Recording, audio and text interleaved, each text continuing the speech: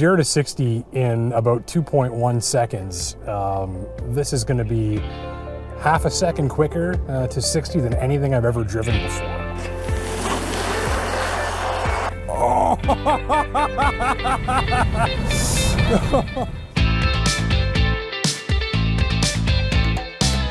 I haven't had a lot of seat time in Teslas over the years. I've never driven a Model S before, and I've definitely never driven a car with over 1,000 horsepower, which is the case for this Tesla Model S Plaid, and that's what we're checking out in this video.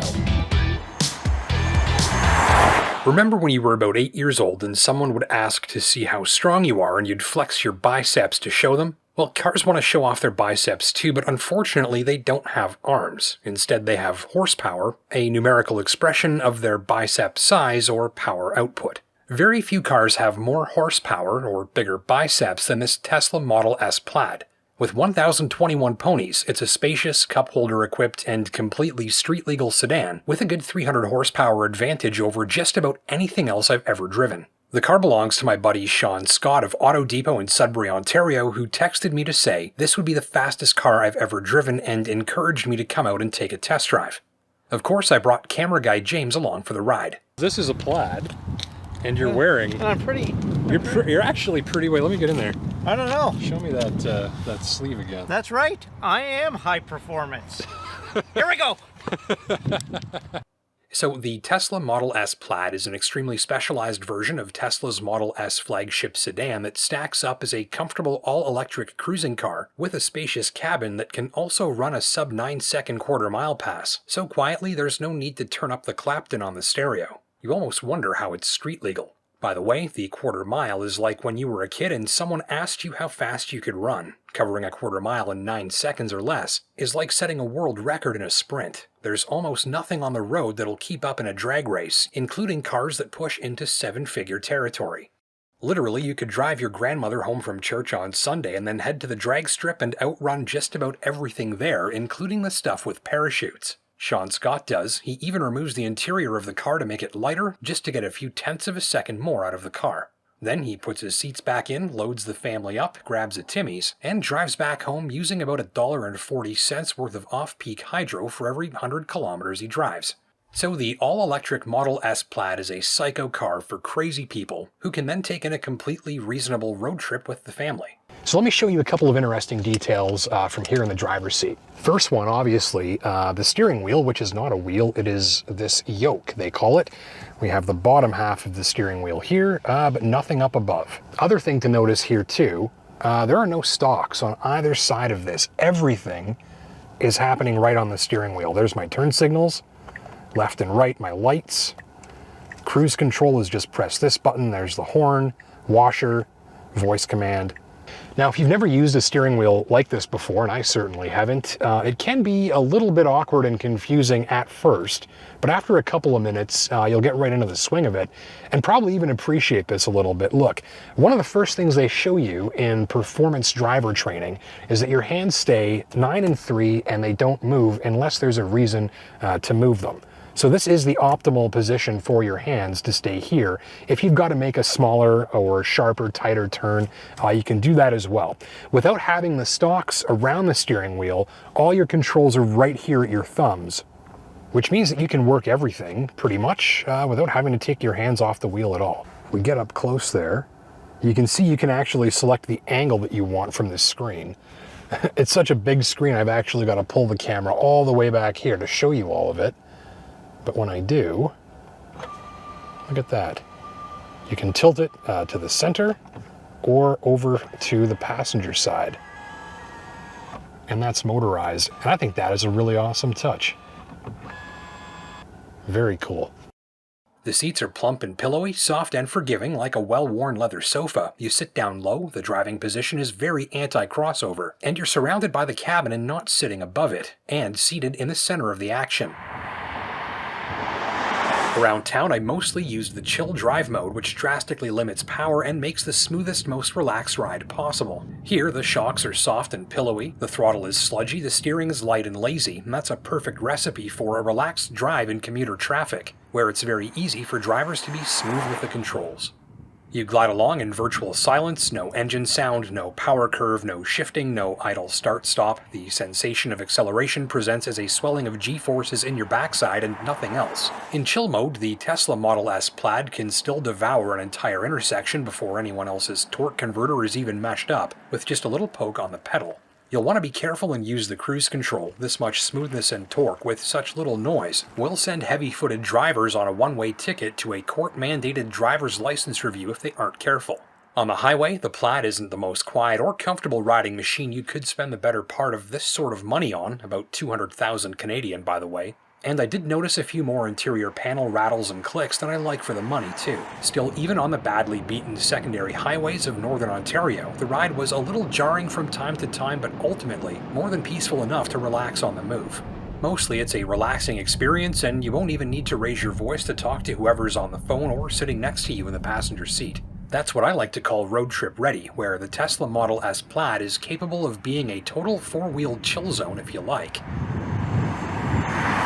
I think you've always got to kind of have a smirk on your face if you're driving one of these, because on one hand, it's kind of unassuming to look at. It's fairly gentle, it's laid back, relatively quiet, relatively relaxed. I mean, you could cruise in this for hours and hours, no problem. Seats are very comfortable, no noise from a powertrain to speak of. But on the other hand, I think you're always going to have this smirk on your face, because at the tip of your toes, you've always got access to that absolutely crushing torque. Oh man, oh man. First, engage the Plaid drive mode, basically the opposite of chill. Now everything is frisky and furious. The ride stiffens, the steering heavies, and the electric motors are ready to strike. One motor drives both front wheels, and each rear wheel gets its own motor for 3 in total.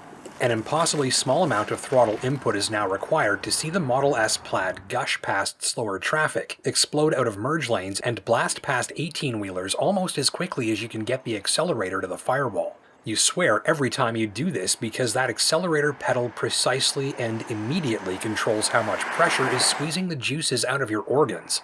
Get it near the firewall, and the horrifying gut punch acceleration borders on uncomfortable, which is fantastic. A few on-screen clicks calls up drag strip mode, a launch control function that first engages something called Cheetah stance and then blasts you from 0 to 100 in 2 seconds, roughly 1 to 1.5 seconds quicker than just about anything else on this side of $1 million and some supercars above. We have 3 minutes until the battery is conditioned for peak performance. This is drag strip mode. This is the fastest way to get this thing off the line. We've driven 500 cars, 600 cars, somewhere in there. Yeah, 500, well, yeah. So safe to say, like, you know, you and I have launched a few things. You've been watching, listening from the outside. You've heard and seen. I always show you from in the car. This is going to be the fastest thing that we've ever done a launch in by a significant margin. Yeah, like 300 horsepower. By at least 300 horsepower. This is 1,019, I think that's correct. If it's not, we'll put the number, the proper number up on the screen. But 1,019 horsepower, the fastest car we've ever shot accelerating. Because that's what you need. That's what you need, right? But if you had to think, what was the fastest? I mean, you've seen hundreds of cars kind of vacate the premises while we're shooting out here. Yeah. Top of that list in terms of like, holy geez, that thing got out of here in a hurry. I'm guessing probably Taycan Turbo. Yeah. 911 Turbo S, but those were sort of 2.7, 2.8 seconds, maybe a little quicker. You made an impression in your seat. So 0 to 100 in about 2.1 seconds, although we are still waiting a moment here for the battery to condition for peak performance. But we have drag strip performance mode ready. Can we see that? So now our battery is conditioned and we're ready to do this.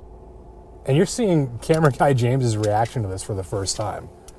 Give it a moment here. Oh, I can feel the front end going down. Yeah, and the back end's lifting up, getting ready for all that torque. Okay, we're ready. Good? Yep. Here we go. Oh, oh my God. Oh, it hurts. Felt like I got body checked. Whew.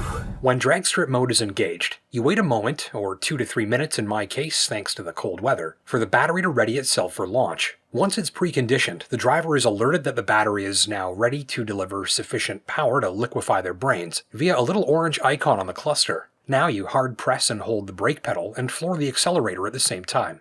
This triggers Cheetah mode, which pulls the Plaid's nose tighter to the road and sticks its tail in the air, ready to pounce. The subsequent prompt advises that Cheetah mode is ready a moment later. Releasing the brake pedal fires the starting gun and triggers a variety of explosive sensations. The three motors shriek away in near silence. From the first inch of movement, the G-forces pushing forward on the occupants resembles being rear-ended by a dump truck going about Mach 5. I wonder if they reinforced the seat backs on this model because I thought mine was going to snap. Cheetah stance coming, okay. Should I blow out my lungs or blow in my lungs? I think you just hold your breath. I think that's what I'm going to do. Okay, ready? We're almost there. It's preparing for Cheetah stance. Here we go. Ready? 3, 2, 1. There go my glasses! Oh, I almost feel lightheaded. Well, oh my God. That's like, ooh, I don't know how many G-forces that is, but holy moly. That was a lot. That was like being body checked or hitting the chest with a sledgehammer.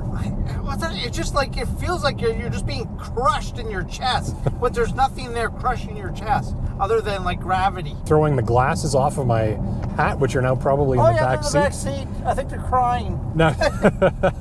So what we got here is enough horsepower to put your glasses in the back seat, crush camera guy James's chest, and, as we saw in the initial launch there, clear your sinuses out, because whatever was stuffing me up all morning went flying out of my nose right in the middle of that first launch. Like your blood goes out of your head. My eyeballs are dizzy.